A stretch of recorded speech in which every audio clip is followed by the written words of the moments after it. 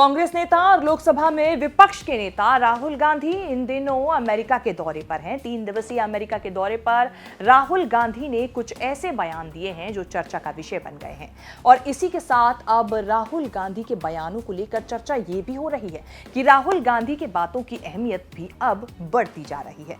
तो क्या है राहुल गांधी के वो बयान जिनको लेकर अब चर्चा देश भर में हो रही है, तो ये सब बताएंगे हम आपको इस रिपोर्ट में। नमस्कार, मैं हूं कीर्ति और आप देख रहे हैं न्यूज़ तक। सोमवार की रात राहुल गांधी ने अमेरिका के वर्जीनिया के हरनडन में इंडियन ओवरसीज कांग्रेस से जुड़े लोगों को संबोधित किया। इस दौरान राहुल गांधी ने लोकसभा चुनाव में किस तरह कांग्रेस पार्टी को दबाया गया, नतीजों के बाद लोगों के बीच जो डर था वो खत्म हुआ, इसको लेकर चर्चा की। साथ ही आरएसएस को लेकर भी कुछ ऐसी बातें कही। राहुल गांधी ने प्रधानमंत्री नरेंद्र मोदी पर निशाना साधते हुए कहा कि पीएम मोदी की डराने की रणनीति केवल चुनावों तक सीमित थी। चुनाव खत्म होते ही अब डर भी गायब हो गया है। राहुल गांधी ने अपने इस बयान में यह भी कहा कि उनसे कुछ लोगों ने आकर यह भी कहा कि अब उन्हें डर नहीं लगता, उनका जो डर था वो अब खत्म हो चुका है। इसी के साथ राहुल गांधी ने लोकसभा चुनावों में उनके अकाउंट सील किए जाने को लेकर भी चर्चा की और साथ ही ये कहा कि चुनाव से ठीक पहले उनके सारे अकाउंट सील कर दिए गए, जिसके बाद उनके लिए चुनाव लड़ने की स्थिति काफी खराब हो गई थी। 3 months before the election,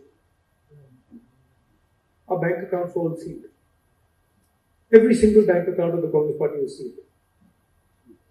No money for advertising, no money for campaign.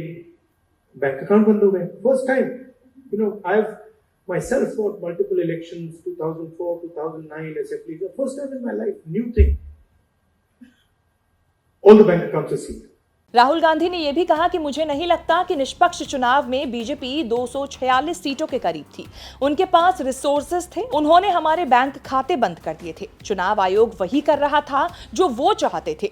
पूरा अभियान इस तरह से बनाया गया था कि नरेंद्र मोदी देश भर में अपना कामकाज करे।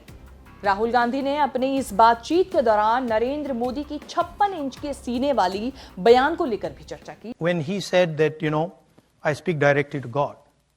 We knew that there had been that we had actually blown him apart, right? And that the psychology had gone. And so people think that, well, this was the Prime Minister sort of saying that, look, I am special, I'm unique, and I talk to God.